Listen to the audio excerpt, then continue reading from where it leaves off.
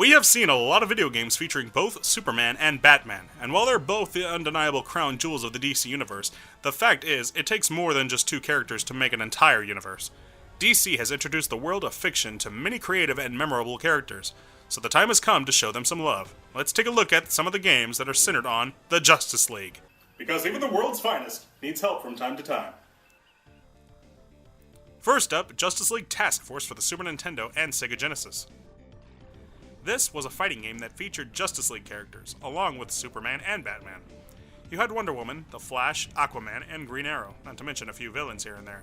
Cheetah, Despero, and the big man himself, Darkseid. Along with the characters, there was also some familiar stages to do battle in, like Metropolis, Gotham, and Atlantis.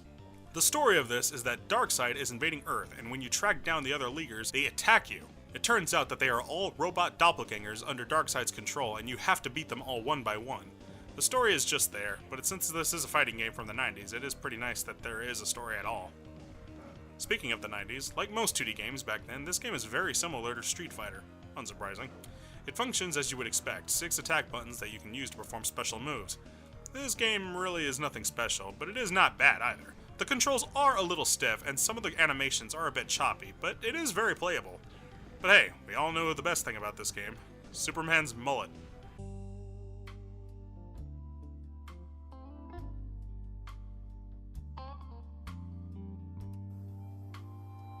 So majestic.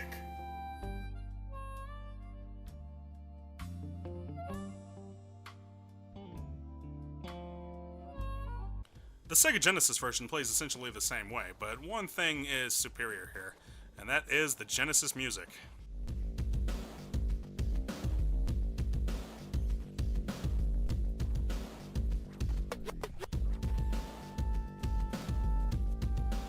"13 years later, we would get another fighting game featuring DC characters. This is Mortal Kombat vs. DC Universe. Oh boy, this game is pretty infamous. With Warner Brothers purchasing the rights to the Mortal Kombat franchise, it's obvious what they wanted to do here. Make their own Marvel vs. Capcom. Now, as ambitious as that sounds, it really didn't work.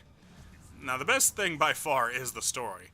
It's very crazy, and it feels like it came from a DC comic book, with Darkseid and Shao Kahn combining to become a new character called Dark Khan. Oh boy, take my money. Really, this would have been the best if it was like an animated movie. But as a game, here's the problem.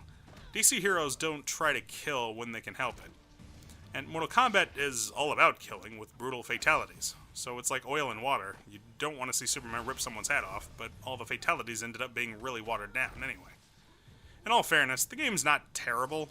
It looks great, and it is kind of fun to play. Ultimately, though, the game is just very forgettable. If you want to play a Mortal Kombat game, just play 9 or 10. If you want to play a really good fighting game with DC characters, just play the far superior Injustice. I mean, both Mortal Kombat and DC superheroes make great fighting games, but when you combine the two, you're not always going to get peaches and cream. Moving on, let's check out Justice League Heroes. I guess you could say this was DC's answer to Marvel Ultimate Alliance or X-Men Legends. Here you have a top-down adventure as you battle to save the Earth against many famous villains, like Brainiac, Doomsday, Killer Frost, and of course Darkseid himself. It always ends up with him, doesn't it?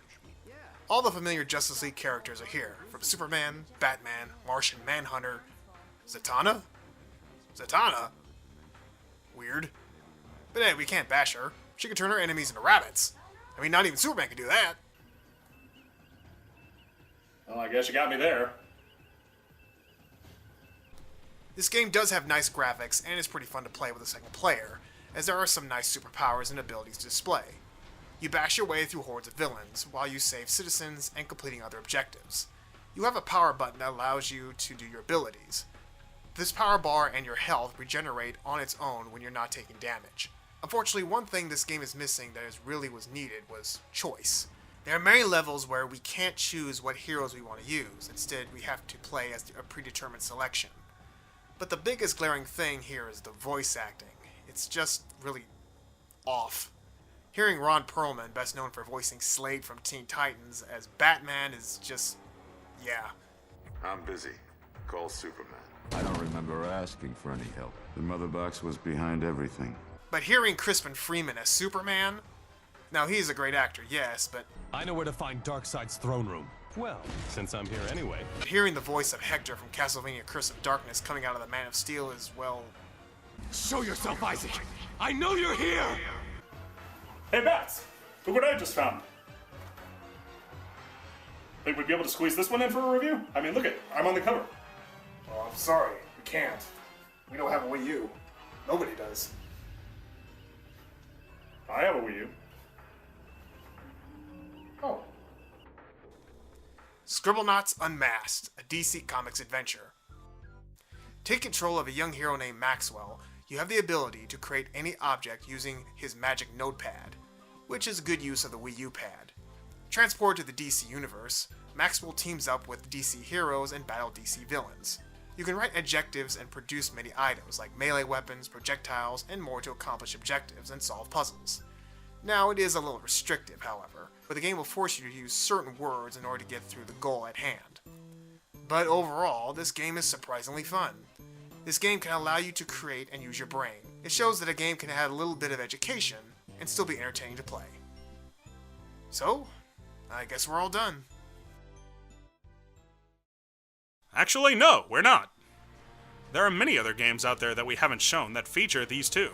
But that is the thing about these characters. They have been around for decades and have captivated fans all over the world, and both in different ways. One is a dark avenger, and the other is the ultimate superhero. One is a symbol for hope, and the other is a symbol for justice.